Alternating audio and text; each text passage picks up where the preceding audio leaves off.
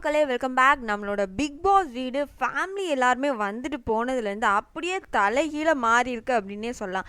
எல்லா சீசன் விடையும் இந்த ஒரு சீசன் அப்படின்றது கொஞ்சம் டிஃப்ரெண்ட்டாகவே இருந்துகிட்ருக்கு. அப்படின்னாலும் இந்த ஒரு ஃபேமிலி ரவுண்ட் அப்படின்றதுலேயுமே நிறைய ரூல்ஸ் அண்ட் ரெகுலேஷன்லாம் மாறப்பட்டிருக்கு.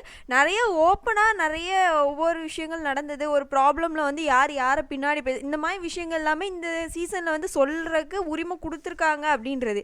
ஏன்னா எந்த சீசனும் இந்த மாதிரிலாம் பேச மாட்டாங்க. வர்ற ஃபேமிலிஸ் எல்லாருமே நார்மலாக பேசிட்டு நல்லா கேம் ஆடுற இன்னும் ட்ரை பண்ண அந்த மாதிரி ரொம்ப சாஃப்டாக சொல்லி முடிச்சுட்டு போயிடுவாங்க. ஆனால் இந்த சீசன் வந்து எல்லாத்தையும் ஓப்பனாக உடச்சிட்டாங்க அப்படின்னே சொல்லலாம். அதனால இந்த பிக் பாஸ் வீட்டுக்குள்ளே கேம் சேஞ்ச் ஆகிருக்கு அப்படின்ற ஒரு விஷயங்கள். மெயினாக விக்ரமோட கேம் பயங்கரமாக சேஞ்ச் ஆகிருக்கு அப்படின்னே சொல்லலாம்.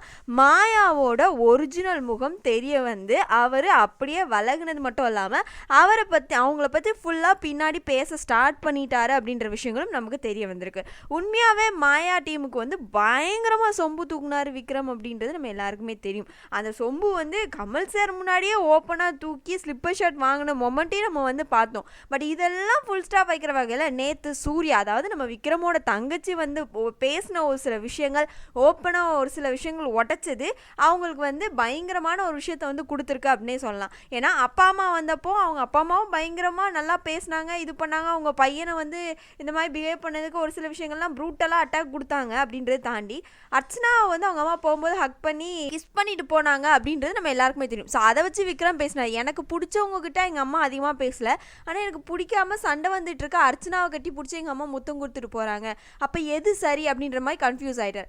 சூர்யா வந்ததுக்கு அப்புறமா டோட்டலாகவே விக்ரமுக்கு தெரிஞ்சிருச்சு தப்பு எங்கே இருக்குது அப்படின்னு சொல்லிட்டு. ஸோ அதனால அவர் வந்து நேற்றுலேருந்து மணிக்கிட்ட பயங்கரமாக புலம்பிட்டு இருக்காரு. அவர் ஒரு பக்கம் புலம்புனா மணி எனக்கும் நிறைய புலம்புறக்கு இருக்குன்னு ரவீனா ஆன்ட்டி வந்து கதறிட்டு போனாங்க இல்லையா, அதை பற்றி புலம்பிட்டு இருக்காங்கன்னு சொல்லலாம். ஸோ இப்போவும் திரும்ப மார்னிங்கும் விக்ரம் வந்து மாயா டீம் பற்றி தான் பேசிகிட்டு இருக்காங்க. மாயாவுக்கு நான் எவ்வளோ செஞ்சுருக்கேன் தெரியுமா, கமல் சார் முன்னாடி நான் அவ்வளோ சப்போர்ட் பண்ணேன், அவங்க வந்து தப்பு பண்ணாங்கன்னு சொல்லியும் இருந்தும் அவங்க வந்து இந்த மாதிரி பண்ணியிருக்காங்க. இவனுக்குலாம் எதுக்கு 5 ஸ்டார், நான் 5 ஸ்டார் வாங்கினதை பார்த்து இந்த மாதிரி பின்னாடி பேசியிருக்காங்க, இது மாதிரி என் தங்கச்சி சொல்லிட்டு போனா அப்படின்றதெல்லாம் சொல்லும் போது மணி ஒரு விஷயம் இந்த இடத்துல பேசியிருக்காரு.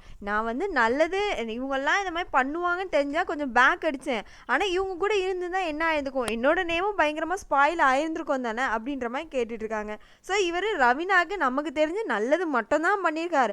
ஆனால் அந்த ஆன்ட்டி வந்து லூசுத்தனமாக ஒரு டாக் விட்டுட்டு போனது தான் அக்செப்டபுளாக இல்லவே இல்லை அப்படின்ற மாதிரி இருந்தது.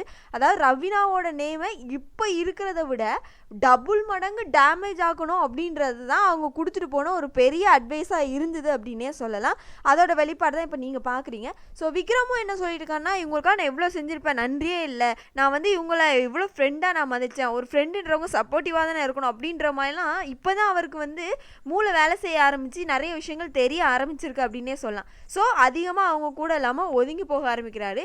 இதே மாதிரி ஆப்போசிட், அதாவது மாயாவோட அக்கா வேற கதறி கதறி பேக் ஸ்டாப் பண்ணிட்டாங்க அப்படின்னு குத்திட்டு போனாங்க இல்லையா, அதை பற்றியும் அவங்க பேசிட்டு அவங்களும் விக்ரமை பற்றி தான் தப்பாக பேசிகிட்டு இருக்காங்க. அவன்லாம் நம்ம எப்படி பக்கத்தில் வச்சு இது பண்ணிக்கிட்டு இருந்தோம், அவன் பாரு அவங்க தங்கச்சி வந்து நம்ம எப்படி பேசிட்டு போயிருக்கா அப்படின்ற மாதிரி.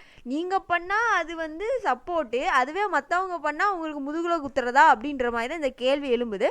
இன்னொரு பக்கம் விஷ்ணு அவர்கள் விக்ரமை தான் ரோஸ்ட் பண்ணிட்டு இருக்காரு. திரும்பவும் அவரோட சுய புத்தியை காட்ட ஆரம்பிச்சிட்டாரு.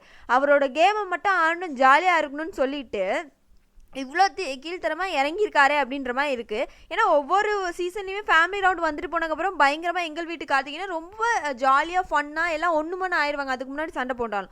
பட் இந்த சீசன் தான் அப்படியே ஆப்போசிட்டாக மாறி இருக்கு அப்படின்னே சொல்லலாம். விக்ரம நல்ல பையன், நீங்கள் வந்து சாஃப்ட் கார்னர், நீங்கள் எதிர்த்து பேச எல்லாம் ஓகே தான், பட் இந்த வீட்டுக்குள்ளே நீ என்ன பண்ணுற, ஒன்றுமே பண்ணாமல் இருக்கிறதுக்கு எதுக்கு நீங்கள் வரணும், அதுக்கு நீ வீட்டிலே உட்காந்துருக்கலாமே அப்படின்ற மாதிரி விஷ்ணு அவர்கள் வந்து பேசியிருக்காரு. ஃபர்ஸ்ட் ஆஃப் ஆல் இவர் என்ன பண்ணாருன்ற மாதிரி எனக்கு புரியல. இதை கேட்டுட்டு தினேஷ் அவர்கள் விழுந்து விழுந்து சிரிச்சிட்டு இருக்காரு. அவன் நல்ல பையன் தான் இல்லைன்னு சொல்ல, பட் பிக் பாஸ் வீட்டுக்கு கொஞ்சம் கூட செட் ஆகாது அப்படின்னு. அதாவது சண்டை போடுறது மட்டும் தான் பிக் பாஸா அப்படின்ற ஒரு கேள்வி இப்போ இந்த இடத்துல எழும்பிட்டு இருக்கு இல்லையா. ராஜு வந்தார், ராஜு பெருசாக அந்த சீசனில் சண்டே போடல, நல்லா ஃபன் பண்ணார், சிரிச்சிட்டு தான் போனார். அதுக்காக விக்ரம் அந்தளவுக்கு ஈக்குவலான்னு கேட்டிங்கன்னா கண்டிப்பாக இல்லவே இல்லை. சண்டை போடல, அமைதியாக நல்ல பையன் அப்படின்ற ஒரு நேம் வாங்கிட்டு போகிறதுக்கு இருக்கார், அவ்வளோதானே. தாண்டி இதில் நீங்களும் அப்படி தான் இருக்கும்போது இன்னொருத்தனை பற்றி பேசுறதுக்கு அவங்களுக்கு உரிமை கிடையாது அப்படின்ற விஷயங்கள் தான் இந்த இடத்துல நம்மளால் பார்க்கப்படுது அப்படின்னே சொல்லலாம். ஸோ மொத்தத்தில் பிக் பாஸ் வீடு இந்த ஃபேமிலி ரவுண்டுக்கு அப்புறமா பயங்கரமான கேம் சேஞ்சாக மாறி இருக்கு அப்படின்றது தான் நம்மளால் பார்க்கப்படுது. இதை பற்றின உங்களோட கருத்துக்களை மறக்காமல் கமெண்ட்ல பதிவு பண்ணிடுங்க.